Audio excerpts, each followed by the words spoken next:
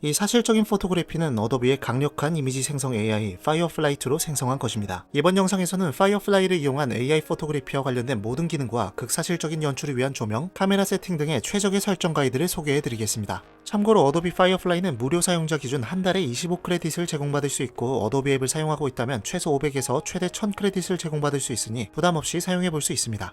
이번 영상의 목차입니다. 4가지 종류의 포토그래피를 생성해보면서 각 종류에 필요한 최적의 기능들을 알아보도록 하겠습니다. 파이어플라이는 미드저니처럼 별도의 설치 없이 웹에서 사용할 수 있는 서비스입니다. 검색해서 웹으로 접속해주면 되겠습니다. 사용하려면 로그인을 해야 하니 계정이 없으신 분들은 따로 가입해주세요. 그럼 바로 영상 시작할게요.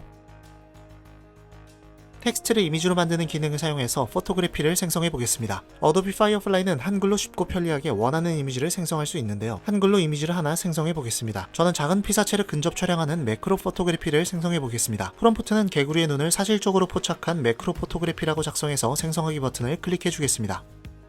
매크로 렌즈를 이용해서 촬영한 듯한 사실적인 이미지가 생성되었어요. 개구리의 눈에 반영된 미세한 디테일이 아주 사실적이죠? 품질이 꽤 좋습니다. 파이어플라이는 모델 2가 되면서 이미지의 품질이 매우 향상되었는데 모델 1으로 생성한 이미지와 비교해보면 그 차이를 확실히 느낄 수 있습니다. 이번에는 개구리를 좀 더 가까운 거리에서 촬영하여 더욱 디테일한 묘사의 매크로 포토그래피를 생성해보겠습니다. 오른쪽에 보면 여러 옵션들이 있는데요. 이 옵션들을 사용하면 보다 원하는 연출을 쉽게 표현할 수 있습니다. 먼저 시각 강도를 설정해줄게요. 시각 강도는 사실적인 이미지를 표현하는 데 있어 가장 중요한 요소예요. 시각 강도를 낮게 설정하면 좀 더 현실적인 이미지 표현이 가능합니다. 콘텐츠 유형은 생성할 이미지가 사진이냐 디지털 아트냐에 따라 적절한 것을 선택하면 되는데 이번에는 매크로 포토그래피를 생성하는 것이니 사진으로 설정을 두도록 하겠습니다.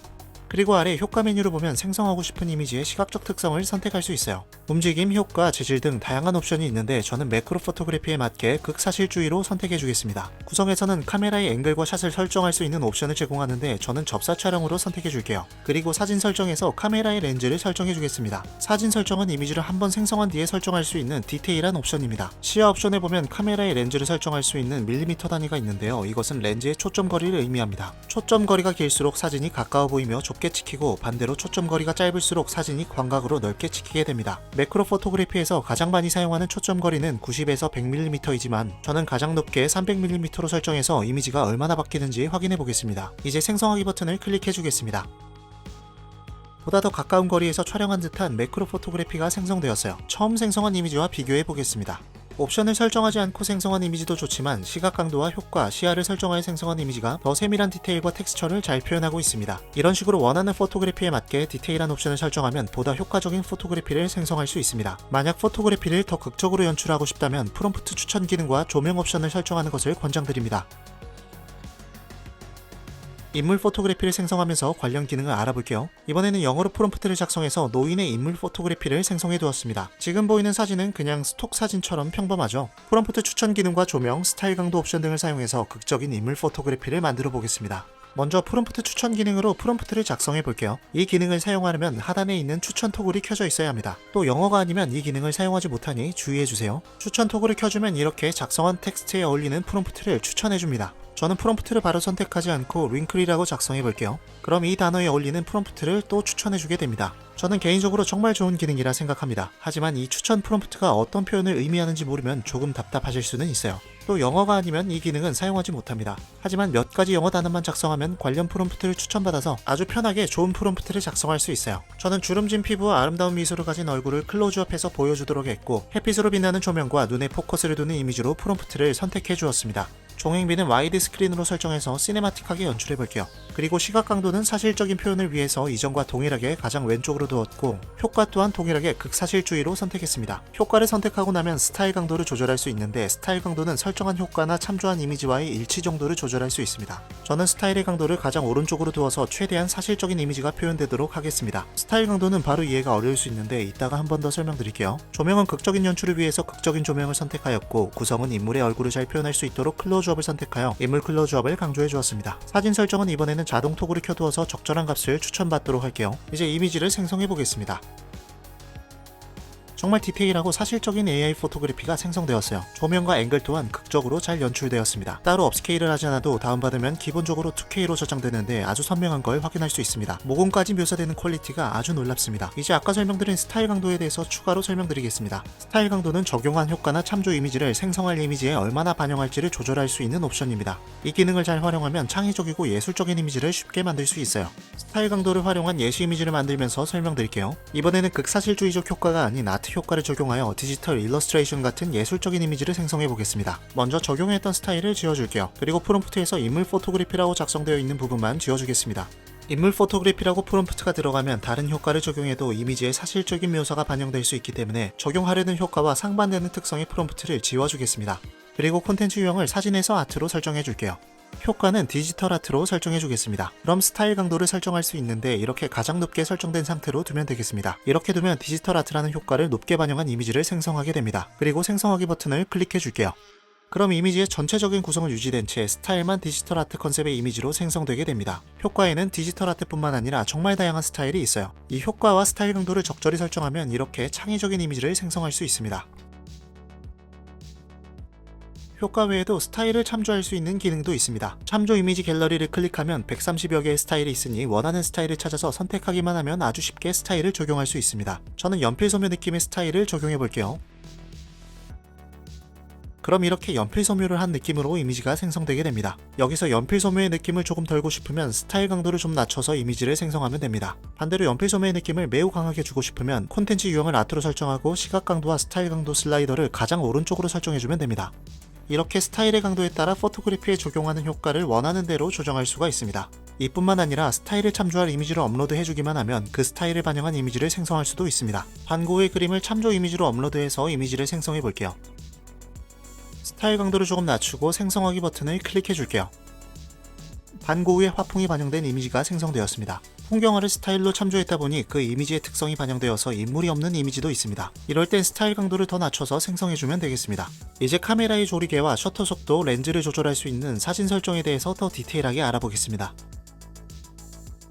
이번에는 풍경 포토그래피를 수정해보면서 관련 기능을 알아볼게요. 절벽 아래로 떨어지는 폭포의 모습을 담은 포토그래피입니다. 이 이미지도 폭포와 자연이 아주 멋있게 표현되었지만 설정을 조정해서 더 생동감 넘치고 장엄한 포토그래피로 표현해보겠습니다. 먼저 색상 및 톤에서 생동감 넘치는 색상을 선택해주겠습니다. 그리고 폭포가 좀 더 장엄해 보일 수 있도록 시야 옵션에서 밀리미터를 가장 낮게 설정하여 이미지가 좀 더 광각으로 표현될 수 있게 해줄게요. 생성하기 버튼을 클릭해주겠습니다.